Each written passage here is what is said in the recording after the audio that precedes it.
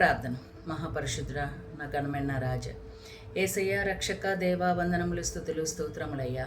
ఇదిగో తండ్రి, ఈ యొక్క నూతన సంవత్సరం నైనా 2026లో నైనా మమ్మల్ని ప్రవేశపెట్టి ఉన్నాం, మాతో మాట్లాడి ఉన్నాం ప్రభా. నీ యొక్క నైనా తాకిడిని మేము అనుభవిస్తున్నాం, నీ యొక్క శక్తిని మేము అనుభవిస్తున్నాం. మాతో ఉన్నావు, మాతో నడుస్తున్నావు, మాతో మాట్లాడుతున్నావు ప్రభా. వినగలిగిన చెవులను నేను జ్ఞానయుక్తమైనటువంటి ఆలోచనలు మాకు దయచేయమని అడుగుతున్నాం ప్రభా. నీ హృదయము తెలుసుకొని మేము నడుచుకుంటకు ప్రభా. నీ పనిలో సార్థకతనైనా మేము సాధించడానికి అవకాశాన్ని దయచేయండి ప్రభా.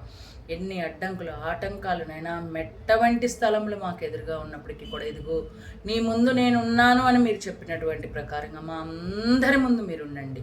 మాకు ఉన్నటువంటి స్థలములు ఇరుకైనవి, ఇబ్బంది అయినవి, కష్టమైన, నష్టమైన, బాధవి నేను తీసివేసి సరాలము చేయమని అడుగుచున్నాం ప్రభా.